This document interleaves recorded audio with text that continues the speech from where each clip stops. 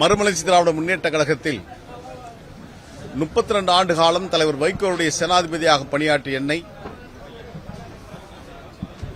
ஒரு துரோகப்பழியை சுமத்தி தலைவர் பிரபாகரனுக்கு எப்படி மாத்தையா துரோகம் செய்தாரோ அதை போன்று மல்லை சத்யா வைகோவுக்கு துரோகம் செய்தார் என்று ஒரு பழிச்சொல்லை என் மீது சுமத்திய காரணத்தினால் ஒரு மிகப்பெரிய மன உளைச்சலுக்கு ஆளாகியிருக்கிறோம். அதோடு மட்டுமல்லாமல் துரையின் வருகைக்கு பின்னால் உட்கட்சி ஜனநாயகம் மிகப்பெரிய கேள்விக்குறியாகி இருக்கின்ற சூழலில் அந்த உட்கட்சி ஜனநாயகத்தை பாதுகாப்பதற்காகவும் இந்த உண்ணாநிலை அறப்போராட்டத்தை அவரிடம் நீதி கேட்டல்ல நாட்டு மக்களிடம் நீதி கேட்டு இந்த உண்ணாநிலை அறப்போராட்டத்தை நாங்கள் மேற்கொண்டிருக்கின்றோம். தலைவர் வைகோ அவர்கள் 9ஆம் தேதி என் மீது அந்த அபாண்ட குற்றச்சாட்டை சொன்னதிலிருந்து இன்றைக்கு தேதி ஆகஸ்ட் 2 ஏறக்குறைய 22 நாட்கள் தமிழ்கூறும் நல்லுலகம் தமிழ் சமூகம் என் பக்கம் நியாயத்தை உணர்ந்து நான் குற்றமற்றவன் என்று சொல்லியிருக்கிறது. எனவே அந்த குற்றத்தை துடைத்தெறிகின்ற விதத்தில்தான் இந்த உண்ணாநிலை அறப்போராட்டத்தை நாங்கள் மேற்கொண்டிருக்கின்றோம். மறுமலர்ச்சி திராவிட முன்னேற்ற கழகம் அமைத்து தந்த அந்த பாதையில்தான் எங்களுடைய பயணம் தொடர்கிறது. ஒரு தலைவனா தொண்டனா என்று கேள்வி எழுகின்ற போது தலைவன் பக்கமே நின்ற பொது சமூகம் முதலாக எங்கள் பக்கத்தில் நின்று எங்கள் பக்கத்தின் நியாயத்தை சொல்லியிருக்கிறது. எனவே அதற்காக நாட்டு மக்களுக்கு தமிழ்கூறும் நல்லுலகின் தலைசிறந்த ஆளுமைகளுக்கு அரசியல் செயல்பாட்டாளருக்கு எங்களுடைய நன்றியை உரித்தாக்குகிறோம். ஆயிரக்கணக்கான தொண்டர்கள் இன்றைக்கு இந்த உண்ணாநிலை அறப்போராட்டத்தில் பங்கேற்கிறார்கள். கன்னியாகுமரி துவங்கி கும்மிடிப்பூண்டி வரையிலும் இருக்கின்ற மறுமலர்ச்சி திமுகவுடைய எங்கள் சொந்தங்கள் இங்கே வந்திருக்கிறார்கள். நாட்டு மக்களிடம் நீதி கேட்கிறார்கள். உட்கட்சி ஜனநாயகத்தை பாதுகாப்பதற்காக இந்த உண்ணாநிலை அறப்போராட்டம் வெற்றி பெற வாழ்த்து வந்திருக்கிறார்கள்.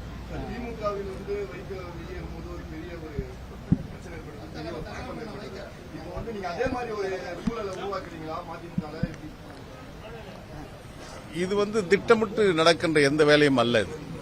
நாங்கள் அதுபோன்ற பணிகளுக்கும் நாங்கள் தலைவருடன் இறுதி வரை பணியாற்ற வேண்டும் என்று விரும்பியவர்கள். நாங்கள் உலகமே தலைகீழாக புரண்டாலும் என்னை தலைவர் வைகோ கைவிட மாட்டார் என்ற உறுதியான நம்பிக்கையில் இருந்தவன் நான். எனவே என் மீது இந்த அபாண்டமான பழியை சுமத்திய காரணத்தினால் அந்த பழியை துடைத்தெறிவதற்காகவே இந்த உண்ணாநிலை அறப்போராட்டத்தை நாங்கள் மேற்கொண்டிருக்கின்றோம். தலைவர் வெளியேறிய காலகட்டங்கள் என்பது வேறு, இப்பொழுது எங்களை அவர்கள் வெளியேற்ற நினைக்கின்ற காரணங்கள் என்பது வேறு. வைகோ அவர்களுக்கும் கட்சிக்கும் சத்யா அவர்கள் மிகப்பெரிய துரோகங்கள் இழுத்துட்டார். அதை பொதுவெளியில் சொன்னால் நாகரிகமாக இருக்காதுங்கிறதுக்காக நாங்கள் அமைதி காத்துக்கொண்டு துரை வைகோ அவர்கள் இல்லை, அவர் உண்மையான ஒரு ஜனநாயகவாதியாக இருப்பாரானால் ஒரு அரசியல் கட்சியில் தவறு செய்தவன் தண்டிக்கப்பட வேண்டியவன். அப்படி ஒரு தவறு நான் செய்திருப்பேனால் அது பொதுவெளியில் அவசியம் பத்திரிகையாளர்களை கூட்டி நாட்டு மக்களுக்கு சொல்ல வேண்டும் என்பது துரைக்கு அன்பான வேண்டுகோளாக நாங்கள் வைக்க விரும்புகிறோம். நாங்கள் அதற்காக கவுண்டர் பெட்டிஷன் என்று சொல்லப்படுகின்ற விதத்தில் நீங்கள் செய்த ஊழல்களை அல்லது நீங்கள் செய்த தவறுகளை சுட்டிக்காட்டப் போவதில்லை. ஆனால் இப்போது நீங்கள் சொல்லிக் கொண்டு வருகின்றீர்கள் மல்லை சத்யாவுக்கு சொத்து இருக்குது அது இருக்கிறது என்று. அதுபோல பட்டியல் எல்லார்கிட்டும் இருக்குது. எனவே அதை கடந்து என்ன நியாயம், ஜனநாயகத்தில் என்ன ஏற்பட்டிருக்கிறது, இதை மட்டும் பேசினால் ஆரோக்கியமான அரசியலாக இருக்கும் என்பதை துரை அவர்களுக்கு பணிவன்போடு சொல்லிக்கொள்ள விரும்புகிறோம். மறுமலர்ச்சி திராவிட முன்னேற்ற கழகத்தில் இதுவரைக்கும் எந்த நடவடிக்கையும் எடுக்கப்படவில்லை. கட்சி விட்டு நீங்க இந்த கட்சியில் தொடர்றீங்களா? உங்களுடைய அடுத்த கட்ட பயணம் மதிமுகவிலிருந்து நான் நீக்கப்படாத வரையிலும் நான் அதிகாரப்பூர்வமாக அந்த பொறுப்பில் தொடர்கிறேன். எனவே இந்த பொறுப்பிலிருந்தே என்னுடைய நீதியை நியாயத்தை கேட்க விரும்புகிறோம்.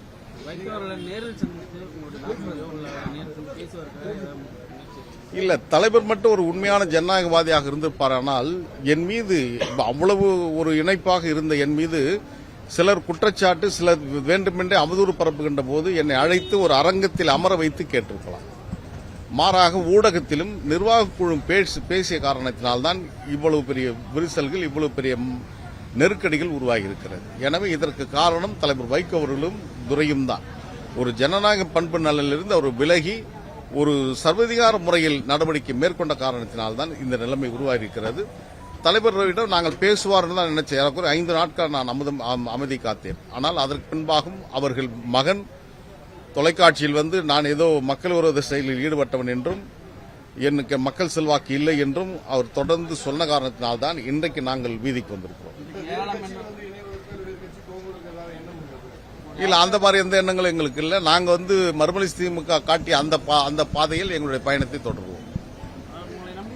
இப்ப பின்வந்துட்டு இருக்காங்க. அவருடைய அடுத்த பயணம் நீங்க அவங்க எப்படி வழிநடத்துறாங்க? இல்ல, அவர்கள் இவங்க எல்லாருமே ஜனநாயகப்படுத்தப்பட்டிருப்பவர்கள். அரசியல் ரீதியாக எல்லாரும் அரசியல் உள்வாங்கியவர்கள். ஒரு ஜனநாயகத்தன்மைக்கு உட்படுத்தப்பட்டிருக்கின்ற காரணத்தினால் அந்த இளைஞர்கள் எல்லாம் வாலிப எரிமலைகள், ஒரு அரசியல் ரீதியாக தெளிவு பெற்றவர்கள்.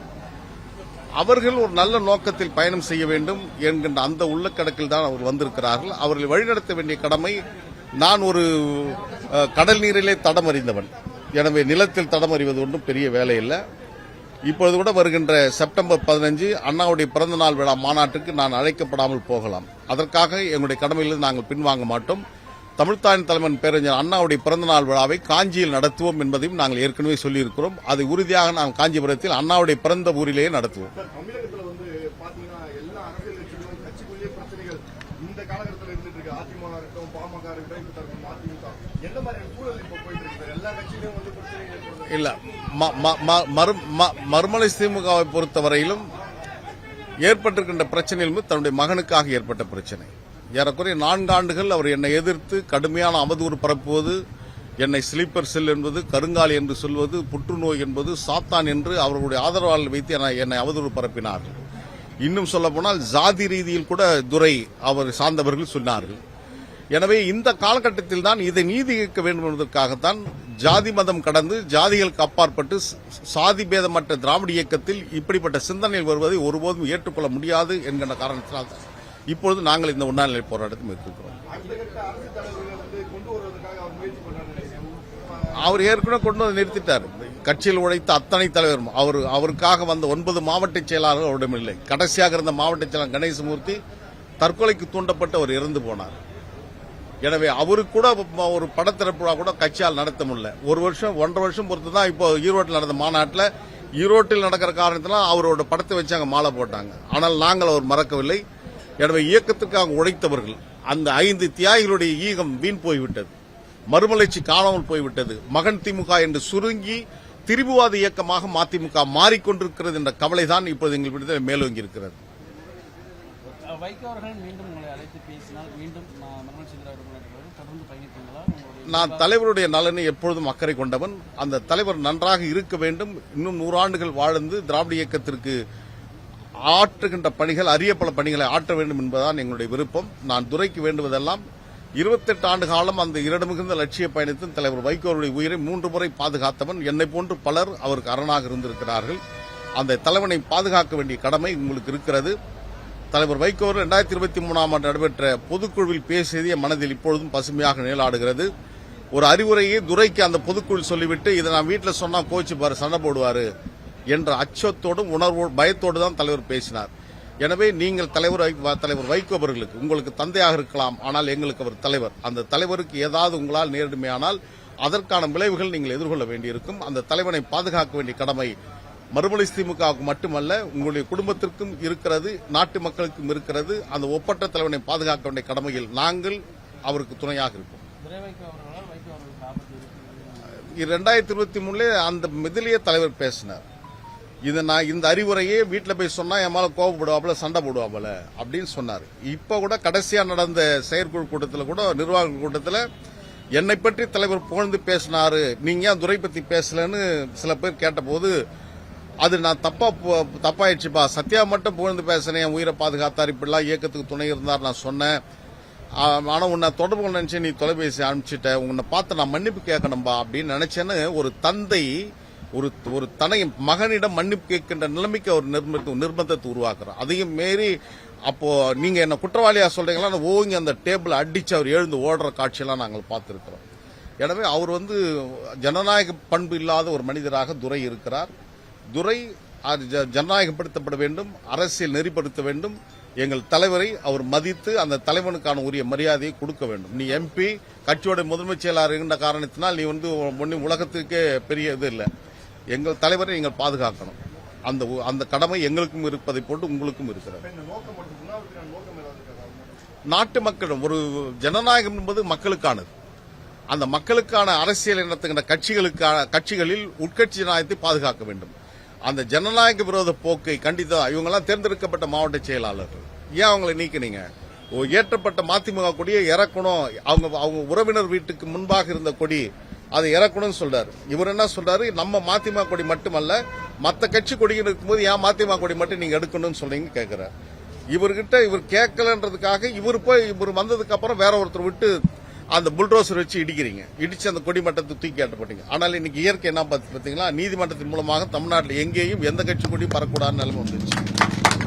எனவே இது போன்ற ஒரு ஜனநாயக விரோத போக்கை துரை தான் செய்யறார். இந்த ஜனநாயக விரோத போக்களை கட்டுப்படுத்தணும், இல்லைன்னா கட்சிக்கு ஆபத்து, கட்சி இல்லாம போயிடும். நாங்கள் அந்த கட்சியை கண்ணீராலும் செந்நீராலும் வியர்வை பாசனமாக்கி நாங்கள் உழைத்த அந்த கட்சி நல்லாக இருக்கணும்னு நாங்கள் விரும்புகிறோம்.